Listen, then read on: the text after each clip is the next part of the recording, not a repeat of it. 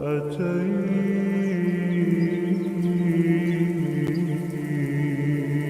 وقد توزعت الهدايا.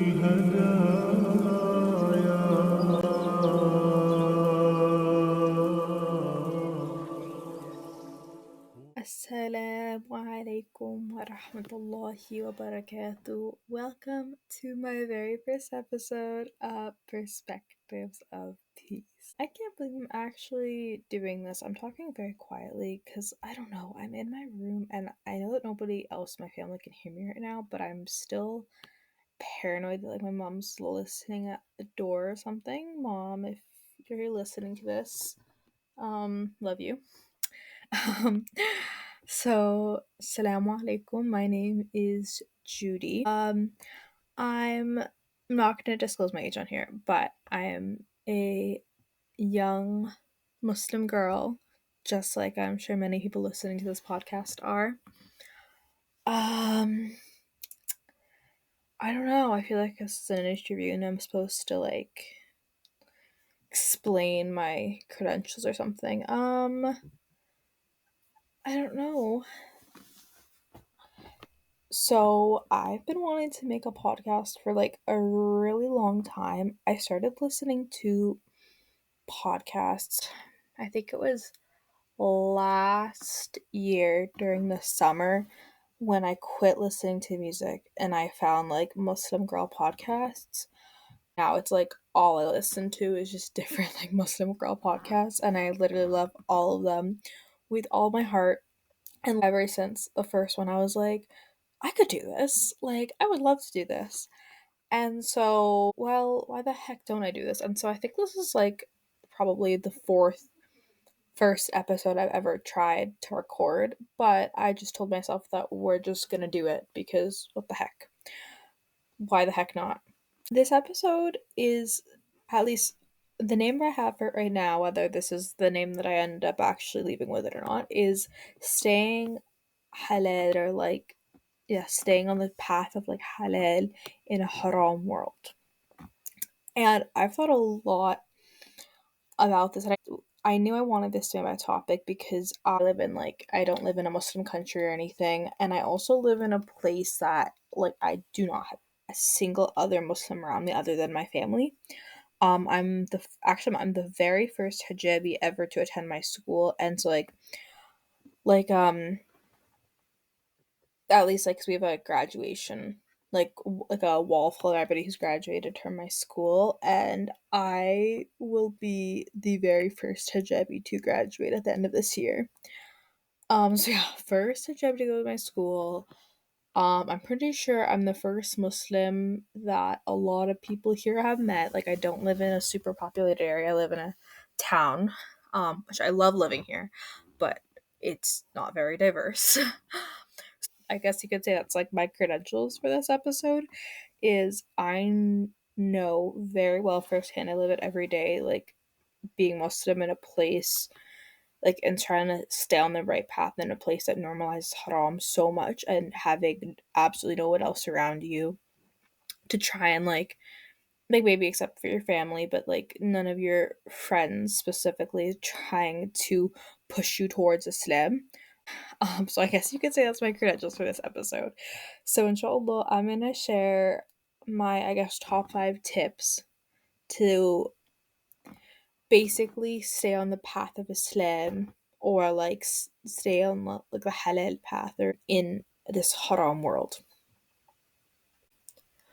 Okay, so I named this podcast, at least right now, the name. I don't know if this is gonna change by the time I actually post this. I mean, I don't think it will, but at this moment in time, this podcast is called Perspectives of Peace, and I've thought a lot about this name, which nobody tells you how hard it is to name a podcast, by the way. Like, it seems like it'd be easy. Anyway, so this either probably may Perspectives or Perspectives of Peace. Either way, um, I feel like, so every Muslim, I feel like even if you're born a Muslim, it doesn't matter. At some point in our life, we make the choice to consciously choose Islam. And I feel like I made that choice like about a year ago, like maybe a year and a half ago, to just like my conscious choice to choose Islam. And like that's also when I started wearing the hijab, and it was just a big shift in my mindset for me. But the biggest thing that helped me the whole time and just like made it easier for me to choose Islam is like having a different perspective on things. And I think perspective, like, it literally changes everything. And I feel like my life just became so much more peaceful. Like it like just so much more quiet and peaceful after I made the conscious decision to choose Islam. And I'm not saying that doesn't mean I don't have hard times, we all do, but my life became so much more peaceful. So I named this Perspectives of Peace just based off of my own conscious decision to choose Islam and the journey that I go through every day of trying to be a better Muslim. Okay, so here are my top 5 tips for staying halal in a haram world. Okay, number 1, stop caring about what people think and start caring about what Allah thinks. So I mentioned before that I go to a school, like I'm the only Muslim in this whole community. It is very hard. I'm not trying to make this a sob story. Like genuinely, it is hard to be a Muslim where no one around you is, where everybody around you, like in the community, has like stereotypes about Muslims. Like it is not easy. Just walking down the street is like you can just feel people looking. And I'm not saying this is going to be the case for everybody listening to this, but just in general, regardless of where you are, there's people that unfortunately judge Islam and maybe have a predefined image of what Muslims are. And so it's hard not to care about what people think.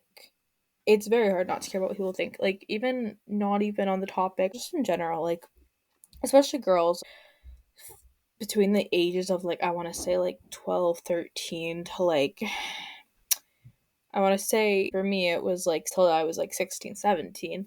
Like, it's hard not to care about what other people think because all you want to do as a teenager is fit in with everybody else.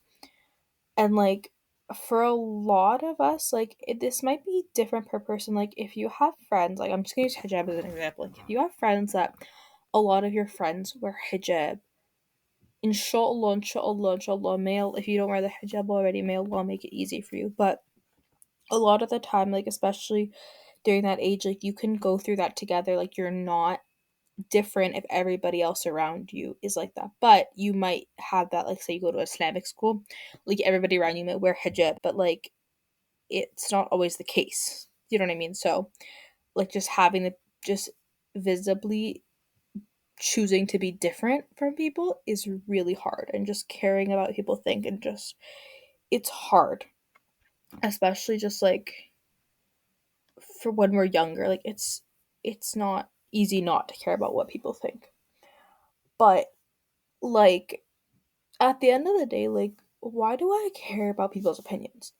Like, why do I care about people's opinions? Like, I care about what Allah thinks of me. Like literally, like, why do I care about what a few random girls think rather than what Allah thinks of me? Like, that's insane. Like, am I gonna stand up on the day of judgment and say that I didn't like wear the hijab that, like, or something, because I was scared about what other people would think of me instead of about what Allah thinks of me? Like, no, I'm not gonna do that. Inshallah, like that. I could never. Like, when you actually think about it like that, like, absolutely not. Absolutely not.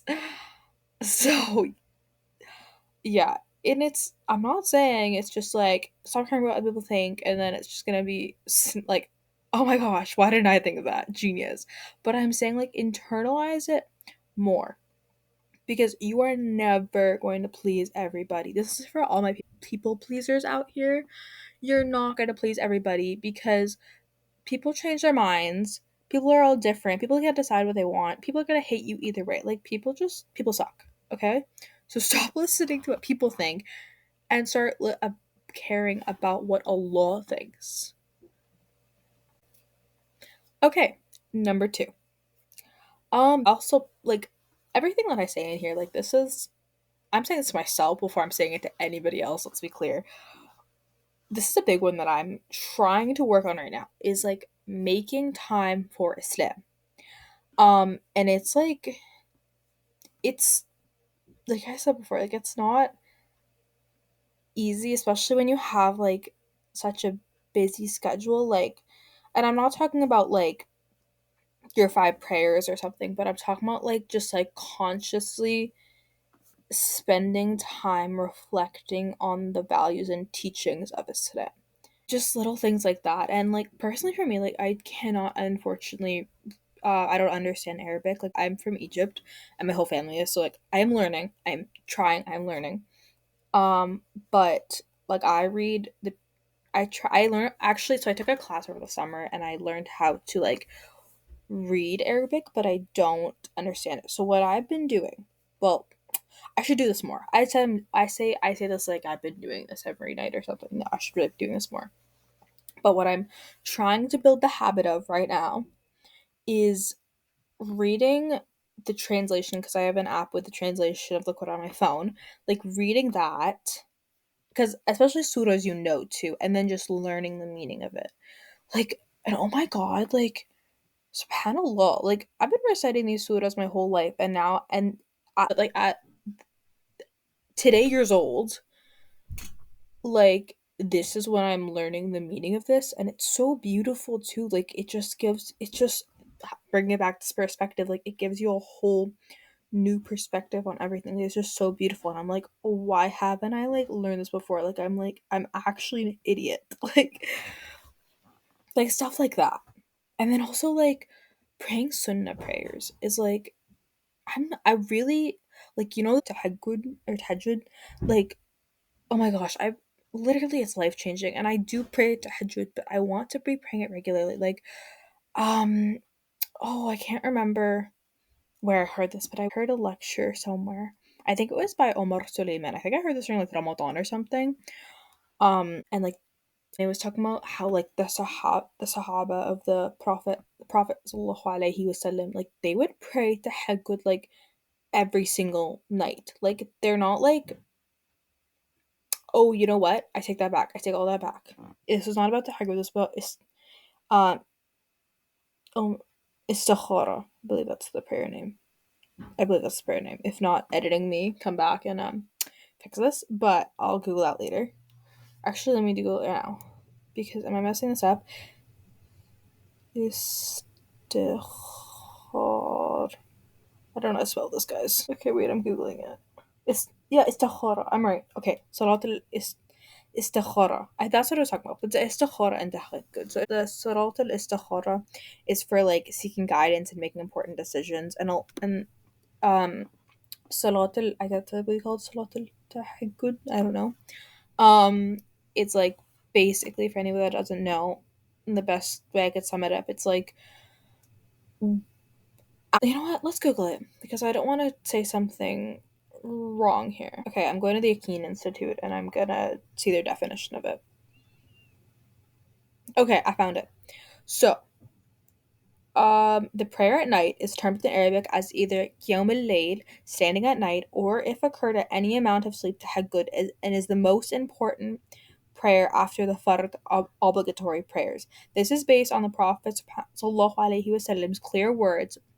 The best prayer one can perform apart from the obligatory prayers is one performed at night.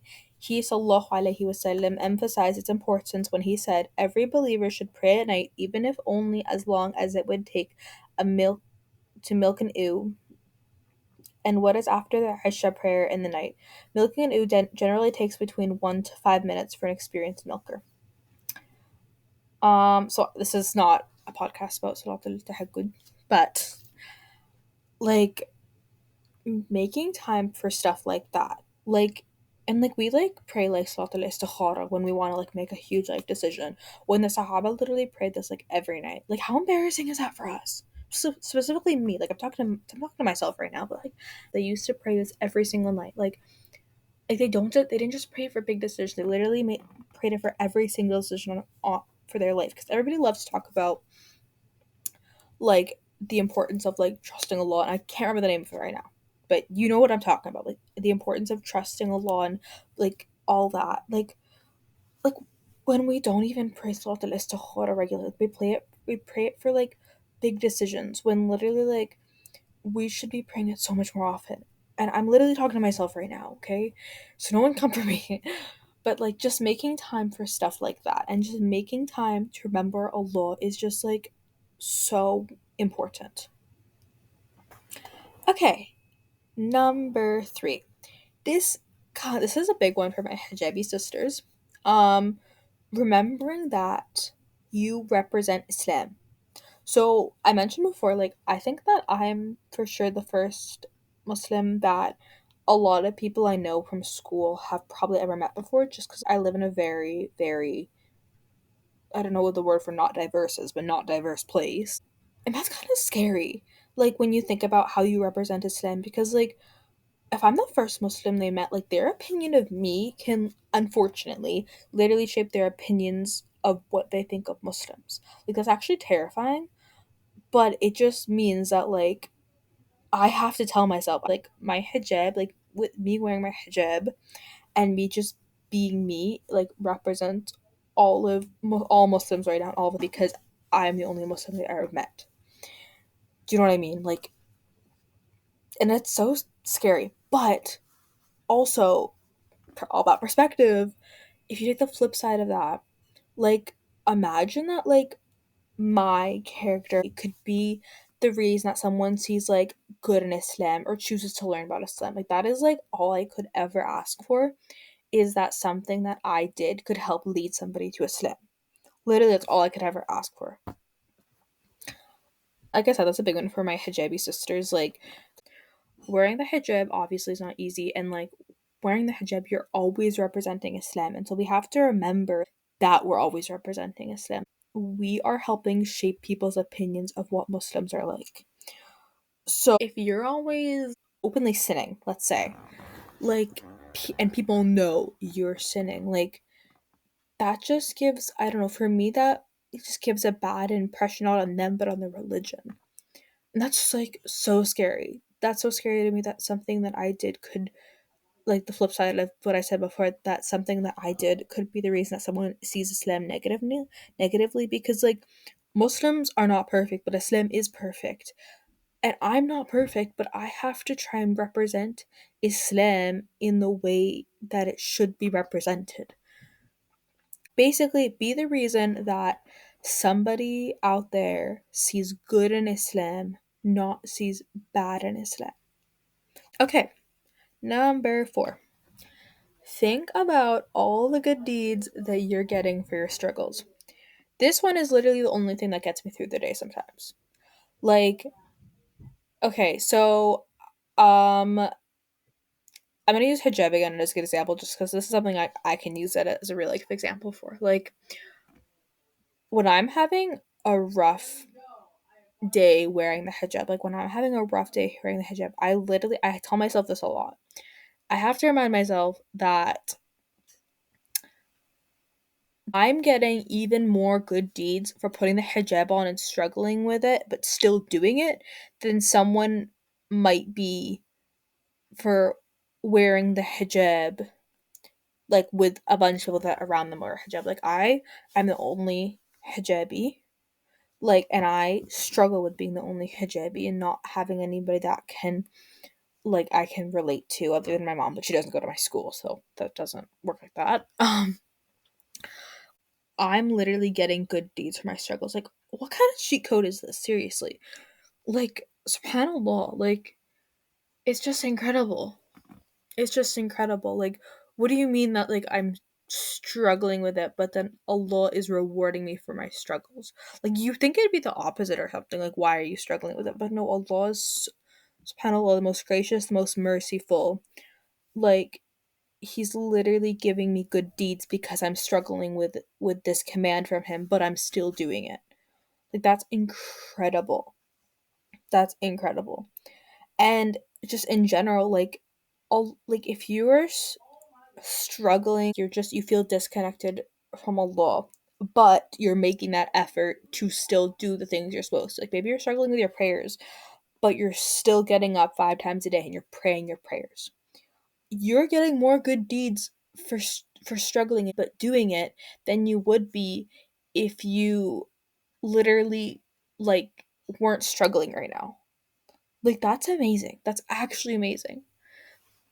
And like nobody wants to struggle, but there's a reward for all your struggles. And like I feel like I have to remind myself that a lot, like on the hard days. That's something I think about a lot, is that like I'm getting good deeds for my struggles as long as like I leave it at the struggle. Do you know what I mean? I wake up in the morning and I put on an outfit that I really like, and then we all know, all hijabi girls know, when you're like, I have this one sweater. This is like, this will make sense in a minute. I have a one sweater that I bought. I bought it before I started wearing a hijab. It's not an unmodest sweater at all, but this sweater, I have not, I've never worn it before. I never wore it before I started wearing the hijab, and I put the hijab on like right after I bought it. I've never worn it because, and I love this sweater. I've never worn it because I cannot, I don't love it in the way that I love it with when I'm don't have my hijab on. And I want to wear this sweater so bad, but it's like I put it on like with my outfit and then I put my hijab on and I feel like the hijab just ruins it. And I know it doesn't, but it's just not the same. But it's about leaving it at that struggle. Do you know what I mean? It's like I'm, instead of like being like, okay, well, I'm just not gonna wear the hijab then. Do you know what I mean? Like it's like, okay, we're gonna leave it at this struggle. And I saw someone else use this example in a podcast. I listen to a lot of podcasts. I don't remember which one it was, but it was like, imagine we like thought of like hijab in the way that we think of prayer. Like it's like if someone's struggling with their hijab, and then especially on social media, like it makes me so mad when people in comment sections, when like a Muslim girl posts a video and you can see that her hijab maybe isn't perfectly wrapped. You can see some of her neck or whatever. And people in the comments are just saying like, Astaghfirullah, like you should just take it off. Like, shut up. Shut up. For my girls, if you're struggling with your hijab and you wear hijab, or you want to put on the hijab, may Allah make it easy for you, and Allah make it easier for you. But if you see a video of another girl out there struggling with their hijab, do not like get mad at her for it. Just remind her, just be that reminder for her, and that like it's like a word I want to use that I don't know, I can't remember. It's just like, just be that inspiration for her. Just be like, Assalamu alaikum, sister, like, I just wanted to remind you, like, in your last post, like, you weren't wearing proper hijab. Like, that's not the way that Allah subhanahu wa ta'ala commanded us to wear the hijab. Like, may Allah make it easier for you. Like, I'm here to talk if you need, blah, blah, blah. Stuff like that. Okay. Number 5. Remind yourself that this is not our final destination. This is not our final destination. Which is like, actually, when you like sit down and just think about it, like I'll say it, I'll be the first one to say it. I can't comprehend it. I don't think I'll ever be able to comprehend it until that I'm there. Like I can't comprehend the fact that this earth is not the last place I'm gonna be. And I know that this isn't gonna be the last place I'm gonna be, but like the way that sometimes like the way my mind thinks, like all we think about is today and tomorrow and next week. We don't think about the next life. Like we don't. And we should be. We should be thinking about the next life. Like, why aren't we? Like literally our whole point, the whole entire point of our lives here is to test us for the akhirah. So like, am I really gonna like risk my Jannah for like whatever sin I feel like doing like that? Like, no. Like, and also, what do you mean that I have to stand up in front of Allah subhanahu wa ta'ala on the day of judgment and explain why I did that sin? Like, what do you mean that if I wear my hijab loose tomorrow, on the day of judgment, I have to go and stand up in front of Allah subhanahu wa ta'ala And he's gonna ask me, why did you wear your hijab loose that day? Why did you not wear proper hijab? And I have to be like, oh, well, I felt cuter in it. Like, are you kidding me? Are you kidding me? Like, no, I can't do that. But that's like the truth. So it's like, all I'm thinking about is today, and all I'm thinking about is tomorrow. Like, I'm not thinking about the akhirah. Like, literally, like, it's like, sometimes I just sit here, I'm like, and here's the other thing, it's like, we don't know how many, like, good deeds we have or how many, like, sins we have. Like, what do you mean that, like, if I commit, like, a sin, let's say that I, like, get up tomorrow and on the car ride to school, I listen to music, and that literally costs me my Jannah. Like, to say I will never forgive myself is, like, the biggest understatement of the year. Like that's, well, number one, that's embarrassing. If you want to go, if that's the motivation you need, that's embarrassing. Two, what do you mean that's gonna, like, literally, like, you think listening to music for like 30 minutes is worth your Jannah? Like, I'm not saying that, like, if you listen to music for 30 minutes to, oh, that's it, guys, that's it. Like, no, that's not what I'm saying. But, like, I don't know how many sins I have. I don't know how many good deeds I have. Like, you always have to be thinking of, like, this is not our last place. This is not our last place. I can't comprehend it. Like, sometimes I sit here and I think about it. I'm like, what do you mean, like this isn't it? This isn't it. Like, it's insane to actually think about, because, like, we're taught, like, what's that saying? You only live once. You don't only live once. You live twice. Not even. We're not even living right now. Like, we're just like, I mean, we are living, but you know what I mean? This life is so short. Like, most of us are lucky to get past 70 years. 70 years is so short. Like, and time goes so insanely fast. Like, days are so short. Like, but what do you mean that, like, not only is not our final destination, what do you mean that the next destination is literally for eternity? Eternity. Like, everybody just understands from the time they're young that, like, at some point in your life you're gonna die.